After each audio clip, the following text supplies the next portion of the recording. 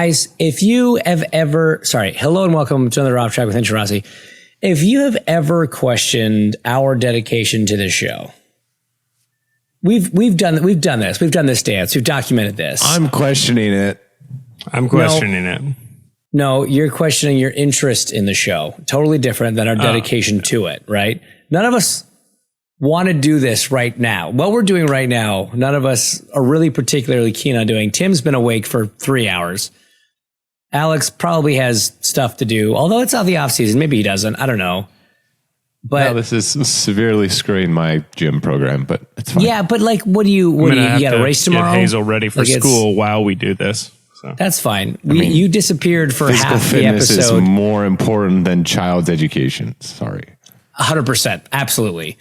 And 100%. Interesting. And let's just all acknowledge that, Tim, you disappeared for like half an episode last week or something because you had to poo yourself. Tummy hurt. Yeah. And I was even throwing noticed. up. Thank you very much. And you guys fired me. Yeah. Where are you, dum-dum? That's what we're talking about. So I'm in Singapore. I haven't slept in a bed in 72 hours. It's been a whole thing. I'm in Singapore. I am using my brother-in-law Evan's laptop, his microphone, his headphones, whatever this box is that makes it all work. Tim, I assume that you actually all those things. Can you figure out ways to use your brother-in-law's bank account for stuff? Because that'd be nice. I mean, we could use those new cameras so it doesn't look like we're staring off in other places. Can I send you like my birthday list that we can use Evan's bank account for? You can send it to him. I mean, he's a very generous individual. He's been very generous to me, and I have no complaints. He's letting me use all of his equipment right now to let this podcast happen. So I left. So here's the thing. If you really from the top, look, I need to leave if you're going to do this game. I left Nashville. Explain to us your travel story. I left Nashville at 11 o'clock Monday morning. I'm not going to lie to you. I didn't get a ton of sleep Sunday night, which is actually a funny side story because you and I and Brian and Tim went to drinks on Sunday night. By the time that we had met you, Tim and I had already had like a dinner with some of the NBC people and a drink, right? And then we came and met you, and then we had a few drinks there. Tim left because Tim had something to do. So he left. And then you were like, okay, it's bedtime. I'm going to bed. So you, me, Brian, I'm a very left. busy and important person. I have things to do. So, right. Yeah. Sure. So we all left. All four of us left separately. Tim first, the rest of us at the same time. Tim went to where he was going. You went presumably to bed. I went to go meet the NBC group. Because again, guys, last race for the NBC group. It was an emotional weekend, and we'll get into all that stuff. But we go meet at a bar, and then that bar was kind of quiet. I was like, oh, it seems like some people are at this bar. So we kind of migrated over to that bar. When we got to that bar, evidently most of the IndyCar paddock was at this bar, including Brian, who we were with you, who made it seem like he was kind of going to bed. Didn't Brian go to bed? Nope, sure didn't. Sure didn't. He sure didn't. Because we got to this bar, because I never said I was going to bed. I knew I was going back to meet the NBC people. And we get to this bar, and Brian's there, and I walk straight up to him, and he just turns around, looks at me, and goes, well, I didn't think, here's the thing. And I was like, Brian, stop. Just stop. Now, I want to be clear because I was also at this bar. I was at least pretty honest that I was going out to go meet other people. True. As was I. Different place. Anyway, so Brian was there. Karma's a bitch because he ended up like tearing his ACL, but that's a totally different story. That's for him to tell at a different time. So not a ton of sleep because I was like, I got to get on Singapore time, which means staying up all night. Well, that was my rationale to myself. So didn't get a ton of sleep. Flew out of Nashville at 11 o'clock to Toronto. Landed in Toronto at about 2 p.m. At 1 a.m., 11 hours later, I was on a plane to Taiwan, from Taiwan to Singapore. I got to Singapore 6 hours ago. About 6 hours ago. I'm sorry, you flew to Taiwan? Yeah, it was a separate, I flew to Toronto kind of like on one ticket because I had to do something there. And then my flight. Okay. Feels good to get back to Singapore as a travel podcast. Right. Was Toronto, Taiwan, Singapore. Huh. I have F1 books to travel. I don't know. I don't know if there's a better way to do it. That was what I was offered, and beggars can't be choosers. So, flew there, and the way I slept on the plane in terms of timing wise, what I feel like was entirely wrong, Alex, for what I needed to do to get onto Singapore time. I'm already running off next to no sleep. It's been a whole thing. When I landed here, we met up with some friends. We've been out to dinner, but now I don't even know what I'm on. I don't know what time zone I'm in. I don't know what meal I just had. I'm exhausted and a little buzzed. Well, I'm not gonna hide the fact that I had a drink or two at dinner, and now here we are. And I'm thrilled. I appreciate you guys being. We couldn't tell. Couldn't tell. I appreciate you guys being understanding on the timing of this, and that's my travel story. So there's that. Cool. How was your travel back from Nashville? That wasn't really like a travel story. That was just you listing your itinerary off. Was there any adventures that happened? Anything cool that's worth sharing? Or so the only thing that was funny was on the Taipei to Singapore flight. In my immediate vicinity was clearly like a girls' trip of sorts. I couldn't tell if they were going to Singapore for the trip or if they were coming back to Singapore after a trip, but it was this collection of, mid-20s to maybe early 30s women that basically was like Crazy Rich Asians, but on the plane. And they weren't all sitting together, so it was a lot of screaming across the aisles and row to row to try to stay connected throughout the flight, and it was fascinating to watch. I didn't understand most of it, but it was a lot of talking over a great distance when it comes to plane travel. Lot of loud interactions between rows and columns on the airplane at 7:00 in the morning local time, which was subpar. But short of that, it was a pretty easy trip. It was pretty smooth sailing. Well, that's nice. Yeah. I know Tim posted a picture of him in an exit row, and people on the Twitter sphere wanted to hear about his story if there was one. So was there one, Tim? Well, it turns out before a 4-hour flight home, it's not a great idea to stay up till 3:30 in the morning smoking cigars. And you would think I would learn that, because that was the lesson that I should have learned last year at Nashville at the exact same place. I went back to Colton Herta's house, did the exact same thing, had a cigar with Jackie Flynn, stayed up entirely too late. And I joked with Colton beforehand. I was like, I don't know if you're having a party or not, but I'm going back to your house tonight after the race. And he was like, ha, ha, ha, that's what happened. He did not have a party. I just went back to his house. I kind of invited myself, not even kind of, I invited myself. I showed up, just hung out with Jackie Flynn till 3:30 in the morning. Right. So I was feeling a little rough on my return trip.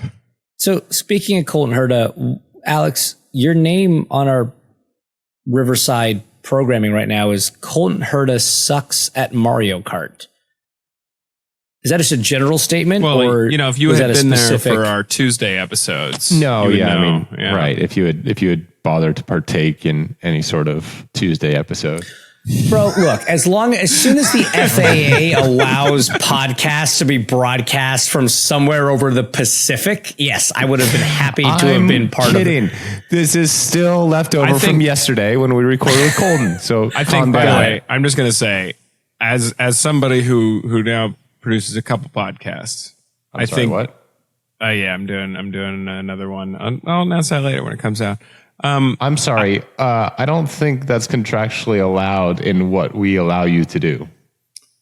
I don't think we have a contract. Well, I don't think you're going to get paid. Does this have anything to do with James? No. Okay. Does that have anything to do with me? Nope. I don't like it. To be fair, in Tim's defense, I'm pretty sure we don't pay him enough to have any sort of exclusivity over his podcast producing services. My point was going to be the podcast. I am not. Just editing. My point was going to be, even as somebody who should be sympathetic to that, I think if you do a podcast on a plane, that's straight to Guantanamo. I think you're gone for a while. I mean, on this show, with Bin Laden, huh? Really, no, we just killed that guy. That's fair. That guy's he didn't get the Gitmo treatment. He got the get out treatment. Considering we yell at people for leaving the shades up on early morning flights, I would imagine that a full-on podcast production during a flight would be an arrestable offense. Alex, did you have any exciting travel home from Nashville? I just went home like a normal person. I literally I went home from our little cocktail bar at midnight. I woke up at 8:30. Had some breakfast at my dad's house and went home. So, well, I feel like here we are. Because this is going to be the last one in a while that we can do this, we should talk about the most recent IndyCar race, the finale at Nashville. Do we want to do our usual? Alex, you want to break down your weekend? Not really. Not really. Okay. Not really. Sure don't. All right. So let's start off. I guess you had I can the grid penalty. I guess I can talk pretty freely because what are they going to do? Not let me drive their car again. All right. So let's see. We talked last week about how it was a massive unknown going back to Nashville. I apologize that I sound so. The allergies are kicking my ass this week. So going back to Nashville, an unknown in terms of what the track was going to be like. There was tire compounds that Firestone was bringing in. We were racing on a different aero configuration than had been tested, yada, yada, yada. And we rolled out for practice. And I think right away, it seemed to be like all of the decisions that were made by Firestone and IndyCar going into the weekend were correct. Like it all felt pretty normal and pretty good. And there was no kind of glaring issues about anything. But the big thing for us was we were trying to figure out, knowing that we had a grid penalty, how we were going to play the tire strategy and if there was any sort of advantage to gain by having more sets of tires in the race, by saving a set of alternates, this sort of thing, because the tire rules were written in a way where all you had to do was use 2 sets of reds in the race. They didn't have to be new. And you didn't have to use them in qualifying. You didn't have to use them in practice. So very different than a normal road and street course weekend. So you had a lot of flexibility in terms of your tire strategy. And so, let me just interject quick to like kind of mention that, you only got 4 sets for the weekend, and going into the weekend, I think it was pretty widely believed that the alternate would be the preferred race tire. And given what happened to you in Milwaukee race 2, where there was a tire shortage and you were forced to put on old used tires at the end of the race, which did not work out great, you guys took a little bit of a aggressive approach in the other direction, if that's safe to say. Yeah, for sure. So we decided not to use the alternate tires in practice. Even though we knew we were going to qualify on them, there was not a big enough concern that there was going to kind of be any sort of balance shift. We knew that in practice it was almost flat on the prime. So like 1 and 2 was pretty easy flat. 3 and 4 was on the limit because of the bumps, but we assumed, with the alternate tire grip, and it being qualifying, and you willing to take the risk and that sort of thing, that you would, there wouldn't be enough of a reason to use the alternates in practice to just confirm the fact of what you kind of already knew. So we saved a set of tires in practice, went into qualifying. It goes in reverse championship order. So we had the opportunity to watch a lot of cars, and it was very clear that it was pretty easy flat for 2 laps, without too much drama, for really everyone. I mean, I think the first car to do it flat for 2 laps was Rasmussen, who was like the fourth car off the line. So, we had quite a bit of confidence in the speed that we had in the car. And in my Q run, so in practice, like 10 minutes into practice, Nolan crashed in turns 3, 4. So there was a massive bump kind of right at the apex of that corner that certainly unsettled the car. Like you had to be at a pretty specific kind of trajectory crossing the bump. You couldn't have too much wheel angle in the car. Like there was a couple things that you had to get right in order for it to be pretty benign. And if you were a little bit off, it was pretty dramatic. Yeah. Is there any other bump on an oval that you can kind of compare it to? Like I know Iowa used to be very bumpy before the repave, and there maybe a little bump on the exit at turn 2 at Texas or whatever it was, but like this one looked fairly significant. I'm just curious if there was anything else that you've experienced on an oval that's kind of comparable, because we talked about it a lot in the broadcast. We saw lights cars crash. We saw a couple Indy cars either crash or have moments. Was it the worst bump that you've experienced on an oval? Not the worst bump, but the worst impact, because I think Iowa, like the example you give is fair in the sense that like those bumps before the repave were significant, and there was a lot more of them, but you also compensated, the ride height of the car for those bumps, because you couldn't live in the deck. Whereas at Nashville, it was like, can you survive? Like you're better in Indy cars and racing, whatever, you're better off being as low as you can. So can you survive enough over the bump to get all of the benefits of being low ride heights everywhere else in the lap? Whereas in Iowa, that's not really an option, because like the wheels would never be on the ground at the track. So I think, yes, because of the nature of how you tried to set up the car, it was a very dramatic bump. It was a bump that was kind of similar to like a just thinking quickly, like turn 2 at Belle Isle. Like it wasn't, you had to be your car balance had to be in a very specific window for when you kind of went over it for it not to really bother you. And if you kind of stayed in that category, everything was fine. But like when you got it wrong, it was some pretty big moments. And that's kind of the same thing, except it was on an oval at 200 miles an hour. So, anyways, our qualifying, the problem that Nolan had is the problem that I had. There was some confusion on some front ride height stuff, which is very unfortunate. So, kind of did the warm up lap. We were flat. I was flat in 3-4, but not 1-2. And like it was bottoming a little bit, but I was not too worried about it.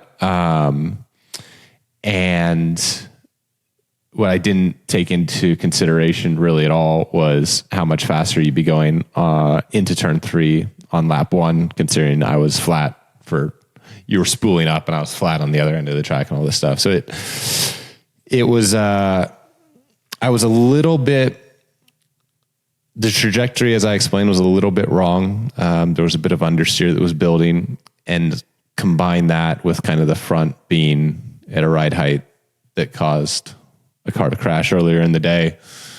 It almost caught us out. So it really didn't matter, because we knew that we were going to be starting kind of 16th, 17th, 18th anyways with the grid penalty. So, I mean, when you're that far back, what's the difference between 18th and 27th? Not a whole lot.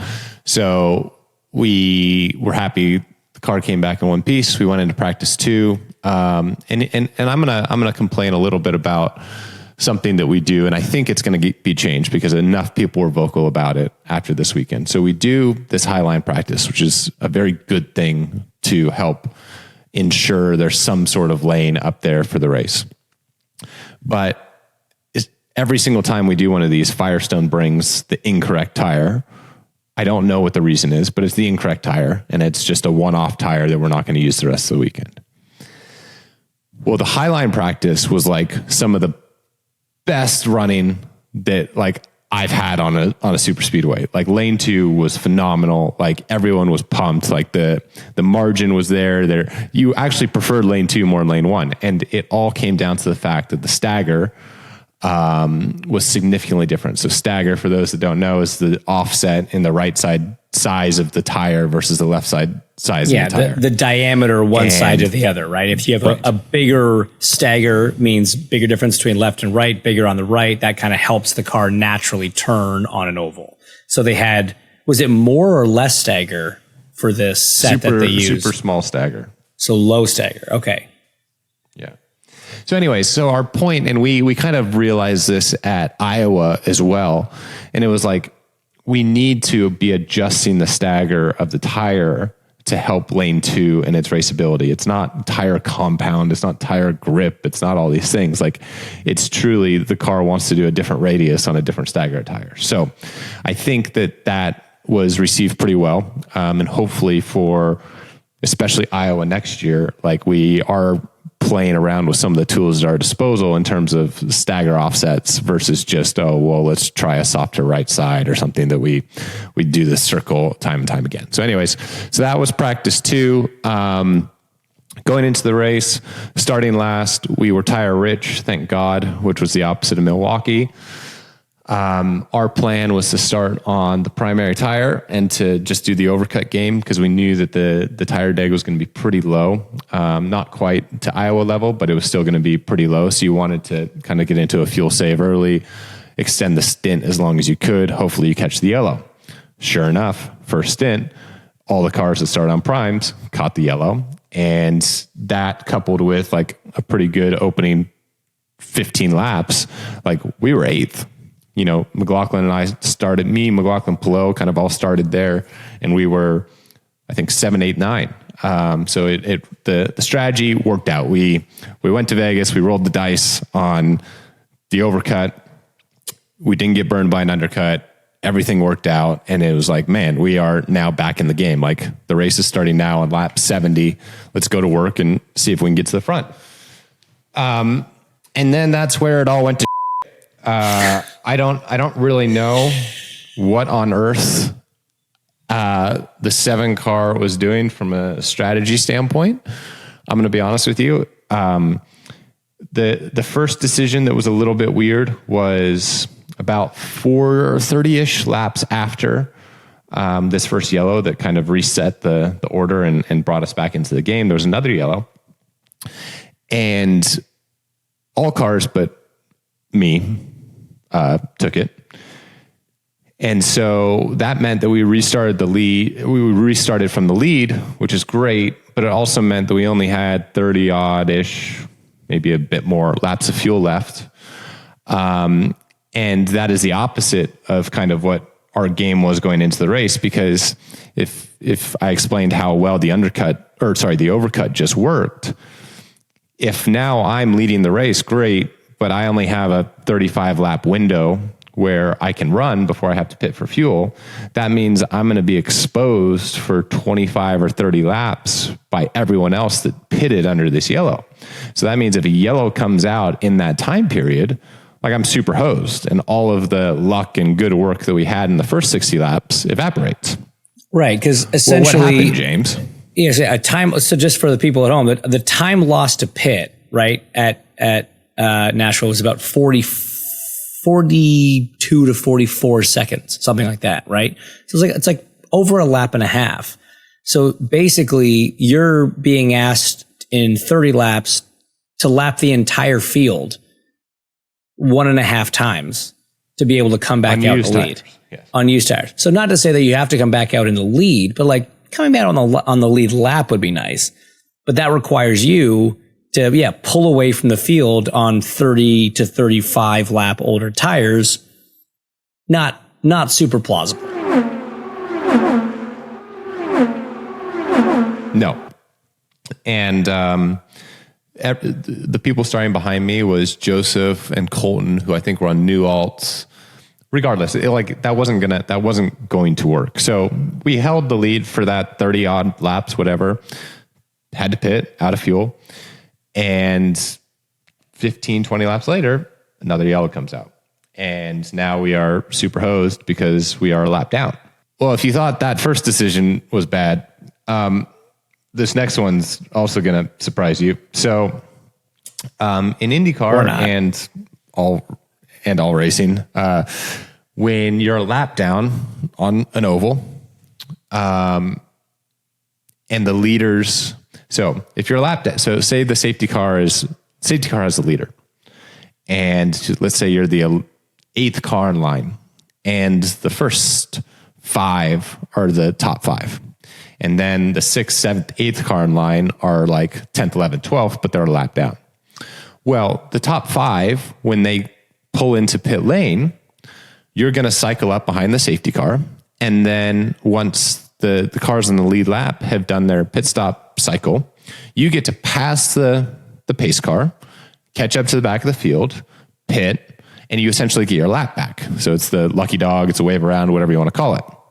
But in order for that to happen, you have to there can't be a lead lap car between you and the safety car. If there's other lappers down between you and the safety car, that's no problem, but there can't be a lead lap car because otherwise you're trapped a lap down. So we knew that all of the cars that were on the lead lap that were in front of us were going to pit because it had been 50, 40 something laps since they had last pitted. They were in their window to come in. And so, we had the whole conversation. We're going to stay out, all this stuff, get our lap back. So the mistake that we had by, taking the lead of the race was going to be pretty neutralized. And I think we were going to be 9th, 10th, 11th on the lead lap and, didn't lose too much for the gamble that we took, 30 minutes prior. Well, from what I was told, they didn't know who the leader was. And so I pitted with all the lead lap cars. You sure did. Which thus trapped us a lap down. It sure did. For the rest of the race. Yeah. It was, it was one of those things, man. So like in Milwaukee, we had an interesting scenario where a yellow came out, similar situation. There was cars a lap down. There was guys the leader was this person and some people. And admittedly, T-Bell and I kind of botched the whole thing on the broadcast, trying to figure out who this actually was beneficial for, who this was detrimental to, who was going to be leading, who was going to end up where, all this stuff, right? When that happened with you on that particular yellow, well, we were sitting there like, okay, we both spent a lot of time analyzing the situation in Milwaukee to make sure that we had a good handle on short oval yellow flag procedures. And we were like, what are we missing here? Why is Rossi pitting? It doesn't make any sense. And luckily for us, it just turns out it was a complete botched call and it wasn't some wildly clever strategy play that we just missed. It was you guys missing simple stuff. And it's sad because that's not the way that you want it to end with an organization and a group of people that you really enjoy working with and being around. But yeah, that is the way the cookie crumbled and whatever. You never like to go into the off season off of frustrating results anyway, especially when it's a end of season situation where it's a departure from the group. But as you say, that's the way the cookie crumbles. Was it an emotional weekend in any way? I know the team did a little thing for you and there was some cupcakes and stuff like that. No. Don't care. Time to go. Handshakes and high fives. Thanks for working together and off we go. All right. So. Yes. So let's talk about the rest of the weekend. Okay. It turned out not to be that exciting of a race, but it looked like, or not a title fight, I should say, but it it certainly Correct. had the makings for it after qualifying. So the qualifying situation was interesting because Palou had an engine penalty, didn't qualify particularly well, started 24th. Power started inside the top 5. As they ran at the green flag, it was a 7-point advantage to Palou. So we got to fight. In one of the freakiest turns of events that I've seen in a championship situation, Power's belts came loose like 10 laps into the race. And he had to pit under green to fix that. Absolutely the right move. Went 5 laps down, basically championship over. Now, I've had that happen to me before well, actually, it was in a qualifying session. It wasn't even in practice. Never had it happen in a race. Have you ever had your belts come loose in an Indy car? And by loose, I mean undone. Yeah. Like, no. There are, inside an Indy car, the confines are very tight. Your arms are crossing over each other. It's, they have very conscientiously designed the release on the belts to be not tough to get to, but tough to accidentally get to. And so I can't help but think that what Will experienced was not a case of like his arm catching the latch. It must have been, like a bad buckle. They get sent off and they get rebuilt and things like that. And because it happened again with like 10 laps to go in the race. So he had it 10 laps into the race and then 10 laps to go in the race. And it popped off again. So awful way to have a championship attempt come undone. It was a long shot. Let's call a spade. Palou made undone, literally. Nice. I mean, to Palou's credit, he made pretty quick work of the bottom half of the field. I mean, he was not driving scared. He was not driving for points. He was not driving to protect his position. The first 30, 40 laps of that race, I mean, he was on it. He was moving by people. He was making moves on the outside, whatever. And dude, for the 3rd oval weekend in a row, this is where we got to give IndyCar a big shout out here, because you had Iowa, which tested poorly and raced poorly, right? Then we had Gateway, which is always not always, but primarily a poor race. And some people tested there and said it wasn't going to be good. We were absolutely proved wrong. Banger of a race. We had Milwaukee, which tested incredibly poorly. Everyone thought it was going to be a boring race weekend. 2 absolutely great races. Nashville was probably the worst of the bunch. Fewer people tested there than anywhere else. Going to be a follow leader, boring race. Absolutely was not. So credit to IndyCar, credit to Firestone, credit to the drivers for sticking it out through the Highline practice, for having the, nuts to stick it out there when they needed to. It was still a very good race. If we look at the race itself, start from the back where there was something important going. Leader circle going into this, you had 3 cars within 1 point for the last spot in leader circle. And man, props to Christian Rasmussen. He got the number 20. I think they finished 14th or something in the race. That was enough to move them from outside in. Ed Carpenter made the decision to step out of that seat, an oval expert, give it to a kid that had only done 1 oval race in an IndyCar, period. And Christian delivered. He delivered for himself. He delivered for the team. They haven't announced anything yet, but fully expect him to be able to retain that ride. And I think off the back of what he did, that plays a big part in that. So credit to him. Front of the field, interesting battle. The undercut, the overcut. Pato went on a slightly different strategy as well.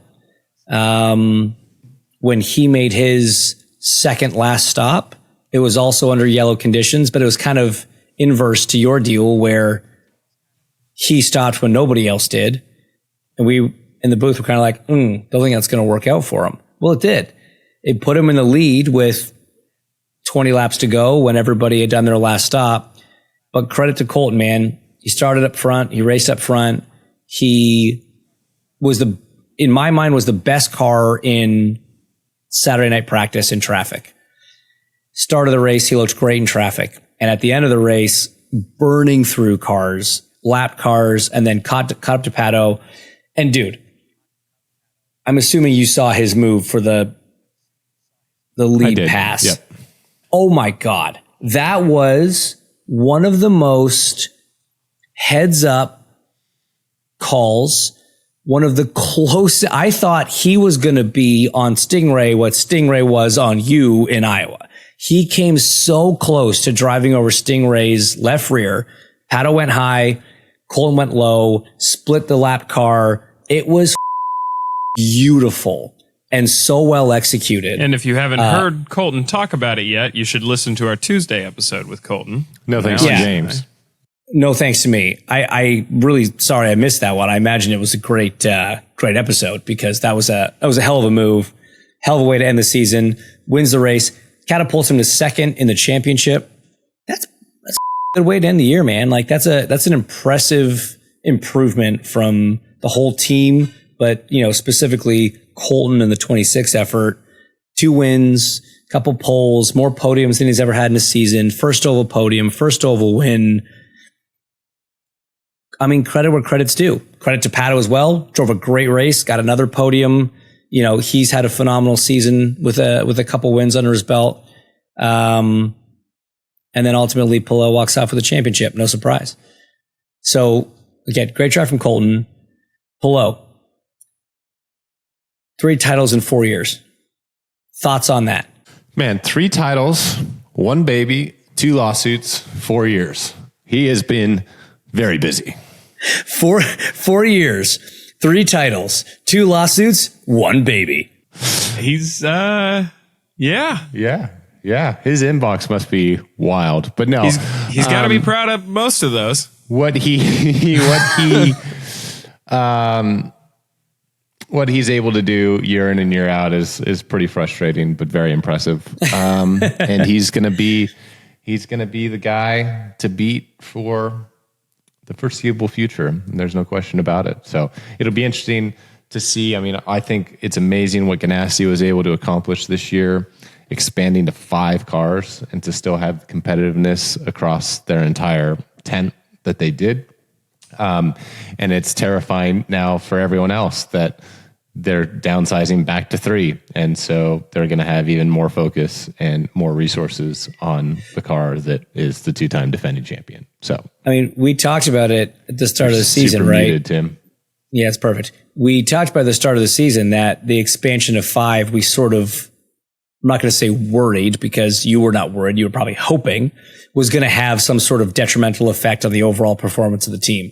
The fact that Pelot wins the championship fairly comfortably, Dixon wins a couple races, Lundqvist wins Rookie of the Year, Armstrong gets podiums, Kiffin did, I think a very respectable job, all things considered.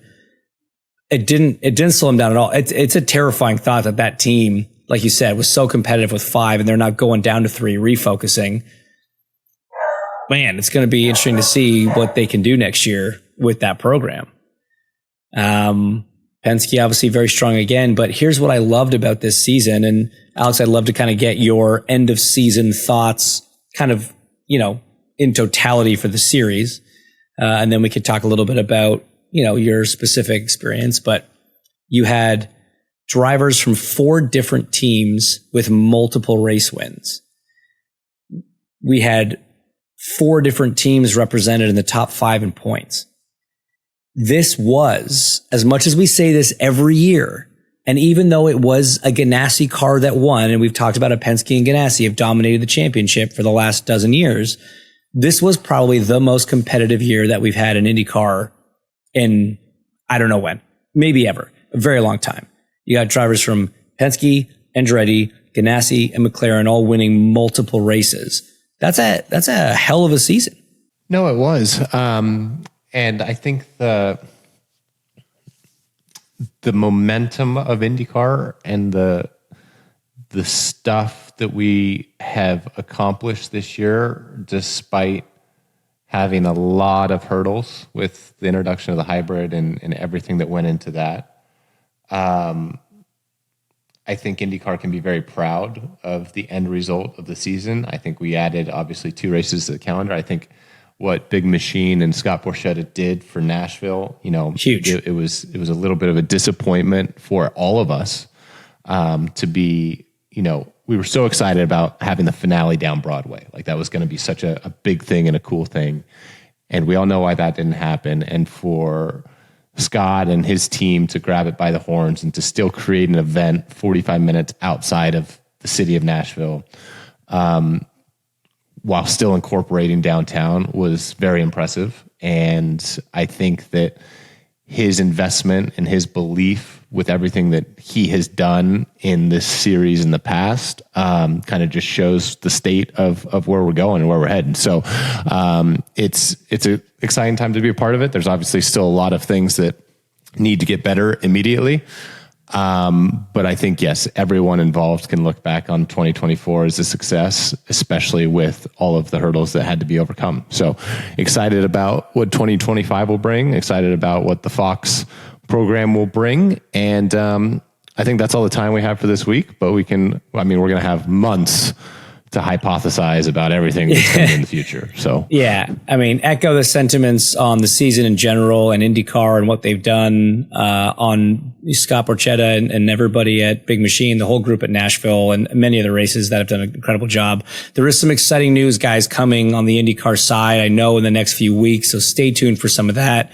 We will download all of it. This show's not stopping. We go all year long, as you know. There's some big, I imagine, Alexander Rossi news coming soon. There's some big Indy news coming soon. We're going to follow Formula One closely over the next little while, considering your man will be on the ground there, big F1 guy.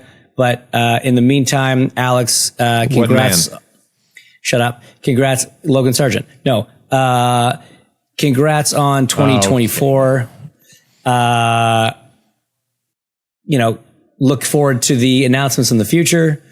And guys, keep tuning in. We're not going anywhere. It's going to be a busy off season for all of us in a lot of different ways. We're all unemployed. Can't thank NBC enough for the efforts they've put in over their time with IndyCar. My 3 years there have been phenomenal, and met so many great people, worked with so many great people, learned so much. Got to thank everybody on that side of things. Very exciting. With the change coming, sad in one ways, but exciting in others. And I'll let you know what I'm doing as soon as I know. For the meantime, we're all unemployed. So this is now Unemployed with Hinch, Rossi, and Thim. But hopefully there'll be some news on all fronts coming soon, especially Tim, because God, he really needs to step up. Speaking of step up, I got to go take Hazel to school. So see ya. On that note, we'll see you next week.